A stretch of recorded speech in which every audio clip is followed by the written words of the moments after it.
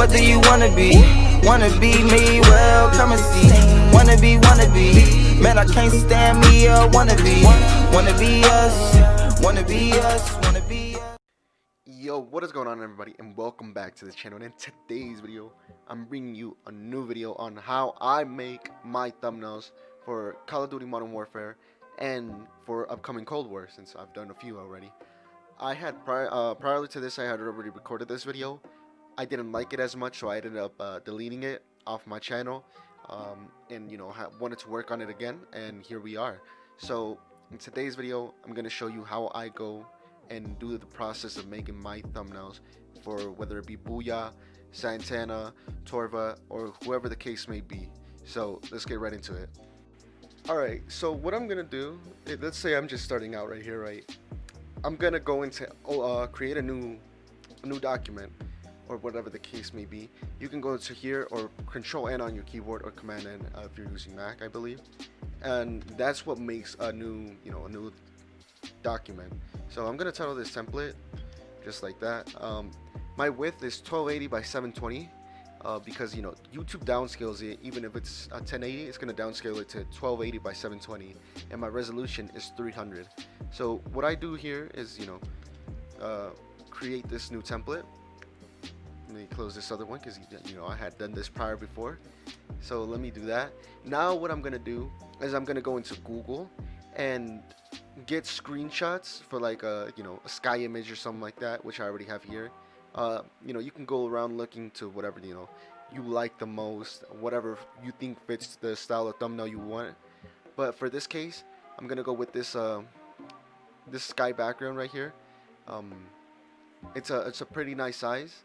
So I'm just gonna copy this image, go back into Photoshop, and Control N, make a new one. Since it's already on my clipboard, I can just create, Control V, paste it, and I can drag and drop here. Make it big enough to where it fits the canvas.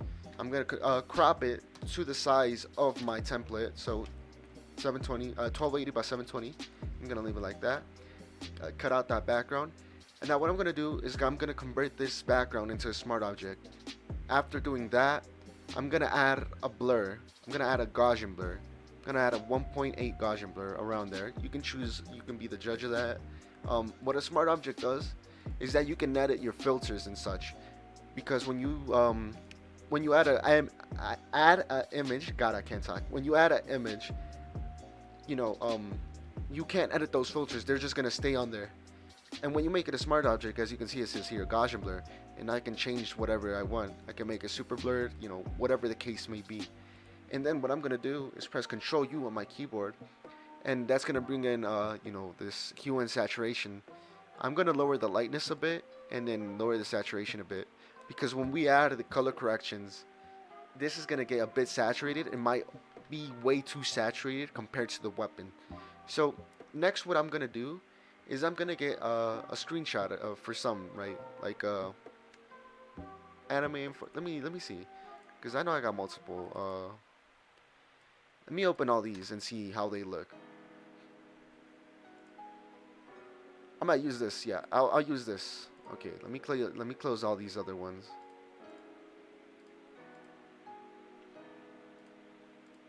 Or in the given case you do want to use something like this, you can use it 100%. You just have to duplicate the layer, and then when you're cutting this out, this can be like your weapon, and then this bottom layer can be your background. So you can add all the effects to your weapon and such, and whatever the case may be. So I'm gonna drag this weapon over here. It seems pretty well, right? What this is it's a 1080 by 1920 by 1080. But I'm gonna cut this down to I'm gonna pen tool it, and I'm gonna adjust it to size and everything. So let me get to that. But before I do, just in the given case you don't know how to use the pen tool, I'll teach you kind of how to use it. I won't teach you fully. I'll just explain how to use it a bit. So you press P on your keyboard, or you go to your toolbar, and this is the little pen tool. It's right above the text. So you just click on it once on like the canvas, and it's gonna put an anchor point. click on it again, it's gonna make a line and such, and you can curve it to to cut out your weapon with precise accuracy. And to do this, these little bends, um, when you do this, you can just drag for the first time. But if you want to like drag again while you hovering over like this little circle, you can't. So you want to hold the Alt key, and you're gonna get like a small arrow when you hover over the little circle, and you can move it around. And in the given case, you can move the bends and curves and whatever the case may be here. So as you can see, I'm moving all around. That doesn't work for this little square, or in this case the anchor point. So what you want to do is hold Control or Command on the Mac, and then you can drag like if it was the curves when you were holding Alt. So that's how you do that. That's basically it. If you don't know how to use it, I'd just say look up another video on how to use the pencil. Practice with the pencil. Try to cut out like a weapon or something you may like, a person, whatever the case may be. But just get more practice with it, and then you'll get more accustomed to it, and then you'll be set. So let me cut this weapon out, and I'll be right back.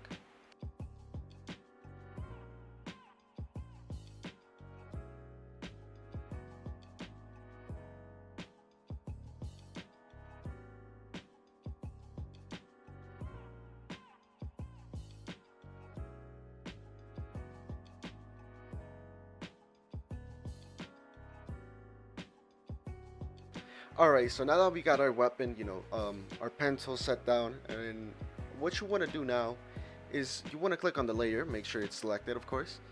Go into your paths, and what this is going to do, this is where you fix your pencil, or where you add a layer mask and cut it out. So what I go is I do this.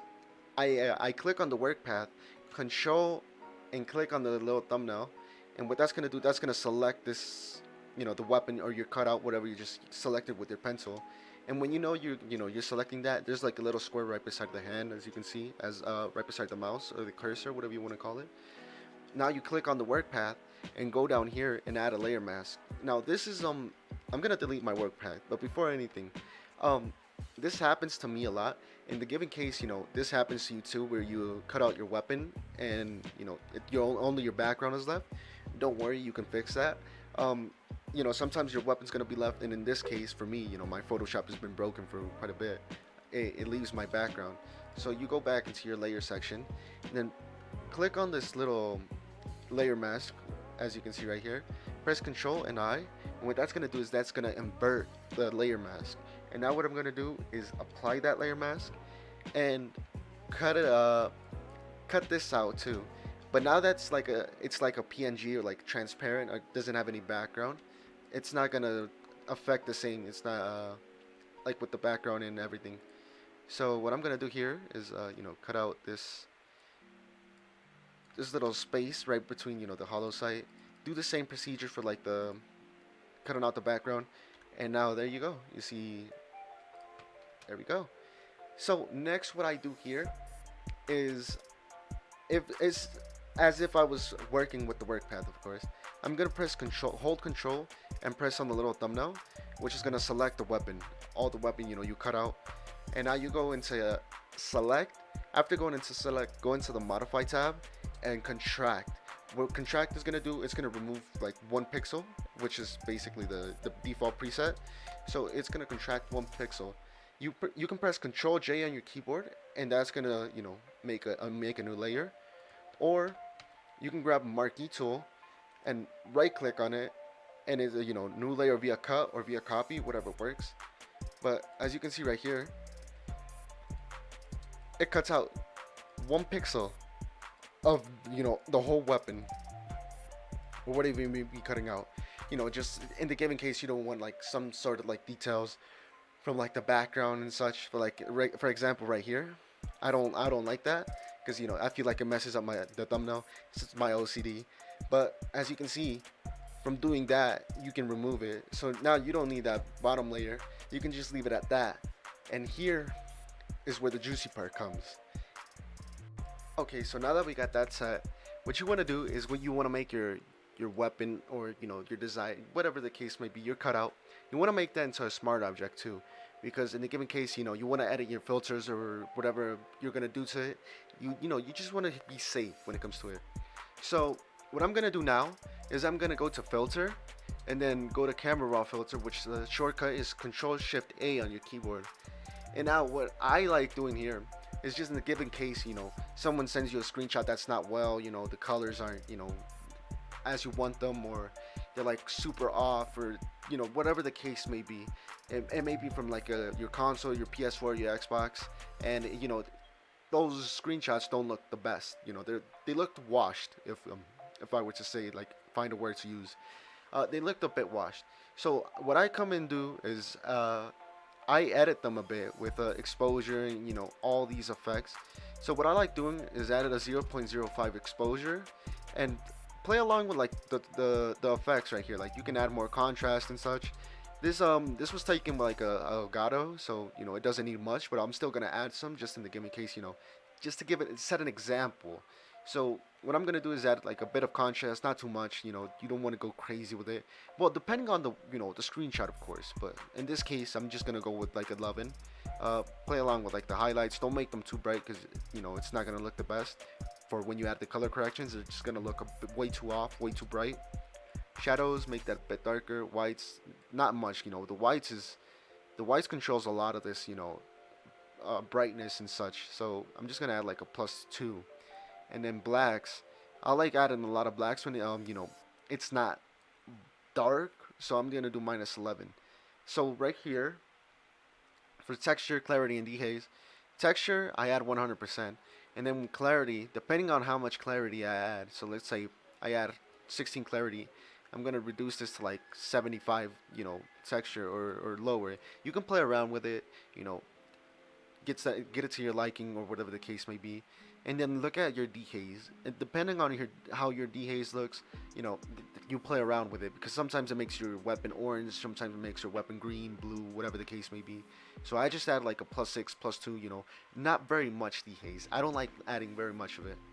And then when it comes to vibrance and saturation, I just lower vibrance for like -14, and I'll leave it right there.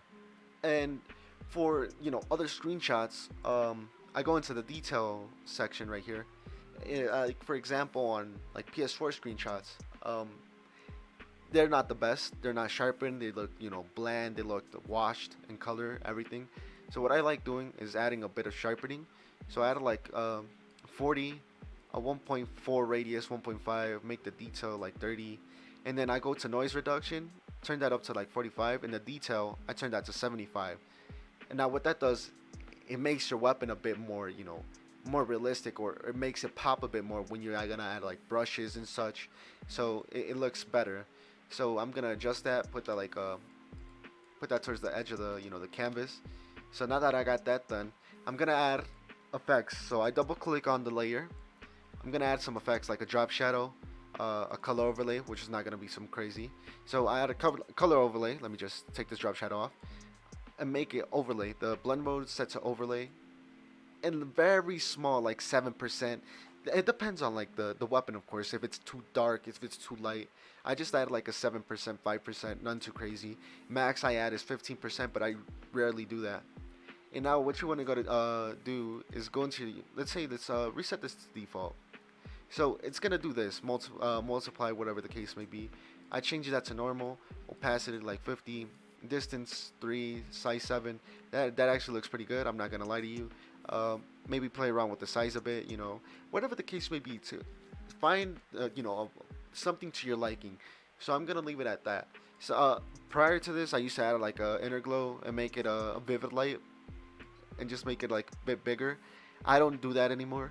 So I just stick with the color overlay and drop shadow, or just drop shadow, depending on, you know, how it goes. So I got all my effects down there. So now what I'm gonna do is I'm gonna open like my pack real quick and get my color corrections and my spikes real quick. So I'm gonna get that right now if it opens, you know. Gonna wait for that. Alright, now that I got my pack open, I'm gonna get these color corrections and get these spikes right here. So what I'm gonna do is transfer these over. No, I'm not trying to delete these layers. These layers are important.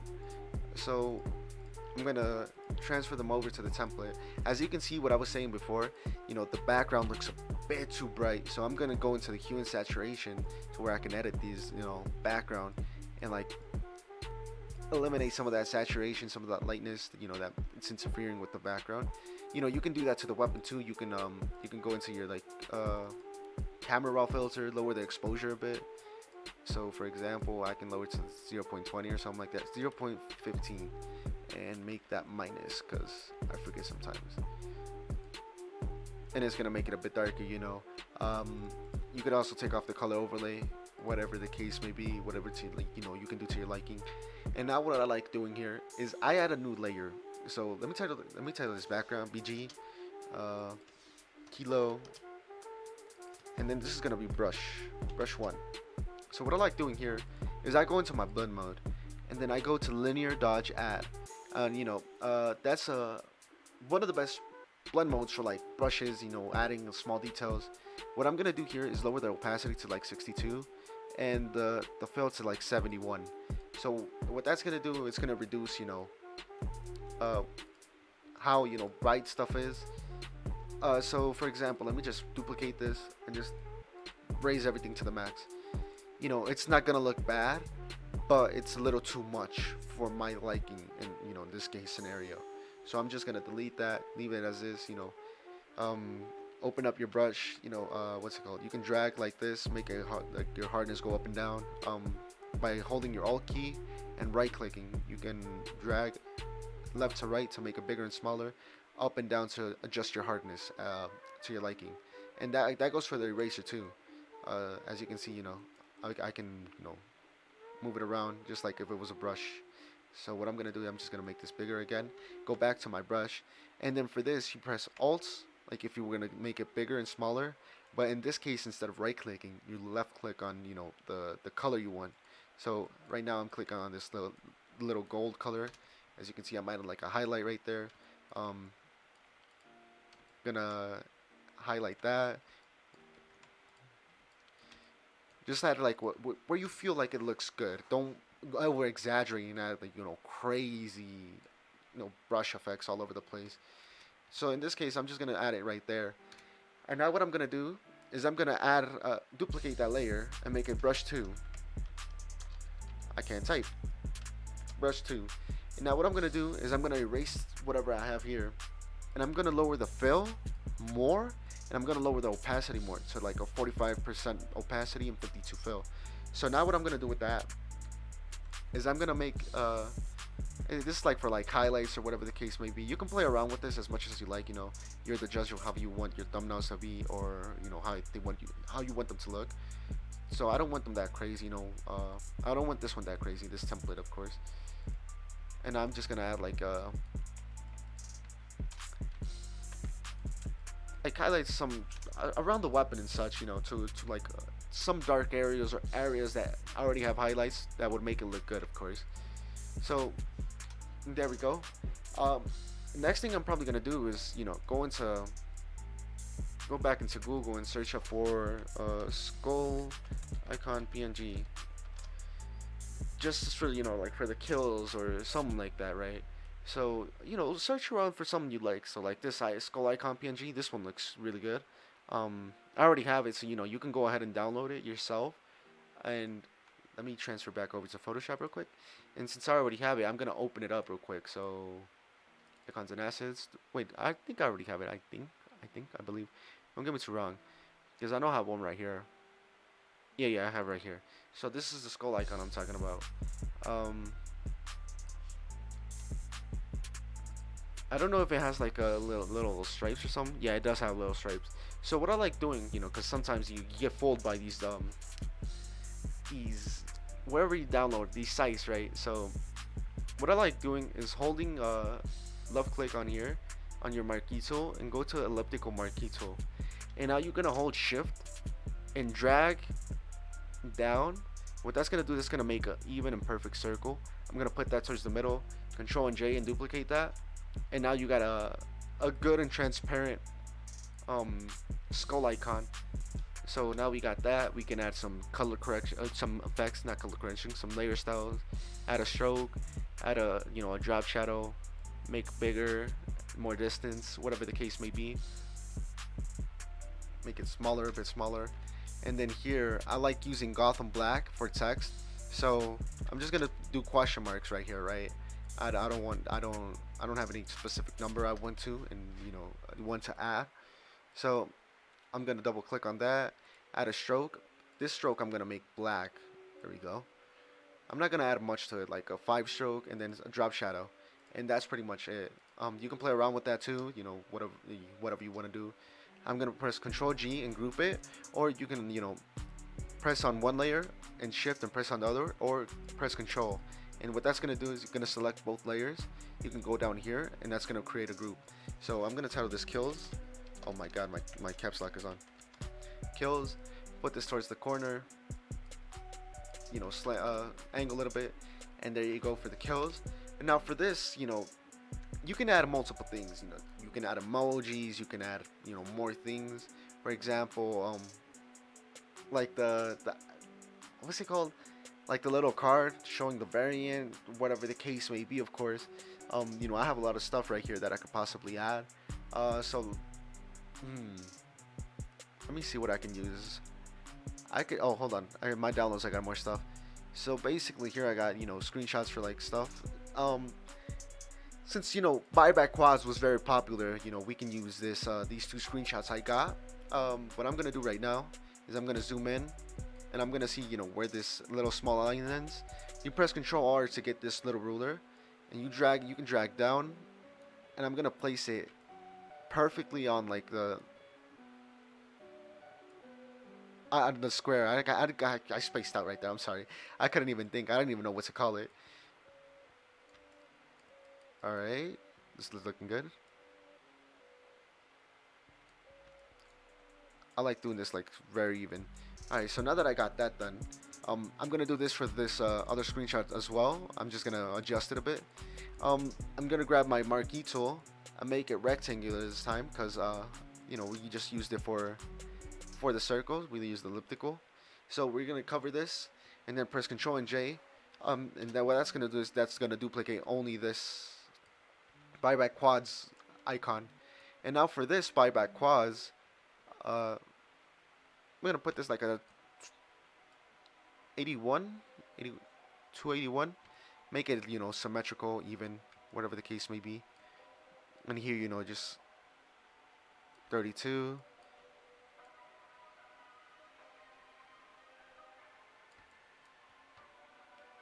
Okay, you don't really gotta do this. I'm just extra when it comes to making thumbnails.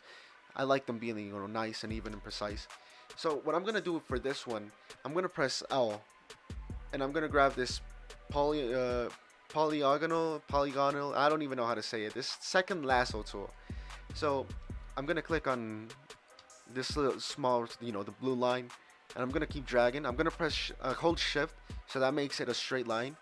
And then get to here, you can make it diagonal as well, and then just connect it. What I'm gonna do again is Control J, and what that's gonna do is that's gonna duplicate this layer only. And now what I'm gonna do is I'm gonna drag and drop. Oh my God, my Photoshop froze. Please don't do this to me. Please don't do this to me. Did my Photoshop freeze? My Photoshop probably froze. And it do be like that sometimes, It do be like that sometimes. Hold up. Okay, I got this set again. My Photoshop ended up crashing, so I'm gonna drag and drop this over to this buyback quads. Even though it's repeated, it's probably gonna look good. I'll make this big, put it to where it looks good. Actually, it doesn't look weird or whatever the case may be. Censor it. All right, there we go. And now I'm gonna hide these lines by pressing Control H. I'm gonna merge these layers by pressing Shift and then click on the second layer and then pressing Control E. And now what we've done is we've merged it together. So now what I'm gonna do is I'm gonna add a stroke, small drop shadow, nothing too crazy. Make this angle 90 90-degree angle. I can drag this over here to the template, which is has recovered because my Photoshop crashed. Thank God it recovered. I was about to be big mad if it didn't. So you can put this right here. In any given case, we can turn off the kilo and the brushes, whatever the case may be. And now what I'm gonna do is I'm gonna go into edit and then go down to perspective warp. What this is gonna do, you're gonna angle your images to weird angles and angles that look cool. So what I'm gonna do is I'm gonna select the full image warp, and now I'm gonna drag this up. And what that's gonna do is gonna angle it a bit. You can play around with it, whatever the case may be. I'm just gonna drag this up and then drag this a bit down, and boom, there we go. Okay, now that it's angled, I can add like a tag real quick. Let me just get a tag from like one of the screenshots I've made for like Booya or like Booya. This is from his most recent video. Grab this tag and throw it over here to the template. We can do like wow or something, right? So let's do that. Wow. There we go. I like putting it. Wait, hold on. I like putting it above the spikes for whatever reason. I don't know. It's just me. That's something about me. I just like putting it above the spikes. So you can move this. Hold up. All right, there we go. I adjusted it. To zoom in and out. Oh wait, not that. To zoom in and out, you hold Control and space, and then with your mouse you can drag in and out, or you can press Control 1, 2, 3, whatever the case. Oh no, not that. That's what did I do? Oh, Control 2. Yeah. Oh, Control 2. Okay, that scared me. That scared me a bit. I'm not gonna lie. That scared me. So what I use Control 0 is to go back, zoom into 100% to where it fills my screen and looks good. So now what I'm gonna do is drag this a bit up. I'm gonna drag this layer. Hold on, I gotta delete that. All right. So what I did there is I I selected the layer, pressed Alt, and dragged down. And what that's gonna do is that's gonna duplicate the layer. And now to create like a clipping mask, you hold Alt, and as you can see, you get this little arrow and a square down below. And what that's gonna do is gonna create a clipping mask. So if you want to, it doesn't go outside like the image itself. So that's what's perfect about it. I'm gonna get this small orange, maybe a darker orange, something that fits well. I like how that looks. Add white accents, whatever the case may be, orange, all over the place. Now what I'm gonna do is I'm gonna drag and do this all over again. But in this case, I just want to add like a white brush to the tag. I couldn't remember what it was called, and it dead ass right here. So tag. All right, that's pretty much how I do it. It's nothing too complicated, but sometimes it does take a bit more time since you have to cut out or whatever the case may be. Before anything, I was about to end this video. Before anything, you want to group everything together. So you want to press on your color corrections, shift, and then click on your background, and then you're gonna group it, and then Control J, that's gonna duplicate it, and Control E, and that's gonna merge it together. So now what I do is I go into my filters and go into sharpen, and then smart sharpen. So the preset is custom. The amount is 60%, radius 1.5, and reduce noise 10. I left everything else default. I didn't move anything. So what that's gonna do is gonna sharpen up the image a bit more and make it look a bit sweeter. So now how I save my files is I save them for web, which I do Control, Alt, Shift, and S. And what that's gonna do is gonna bring this save for web 100%. I'm gonna save this. I'm gonna throw this to my other thumbnails file because this isn't something special. So now that I got that done, I can save the PSD as well, which is gonna go on a Google Drive for everybody to download for free. You just gotta watch the video and check the description. So template. Let me title template. There we go. I saved it, and that's pretty much it. I appreciate anybody who watched the video and got to the end.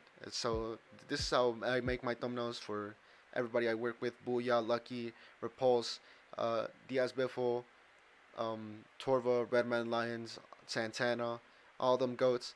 This is how I make the thumbnails basically. Sometimes it's a bit different, I try out new styles which I'm not accustomed to. It doesn't look the same, but this is, you know, the general depiction of how things go when I make thumbnails.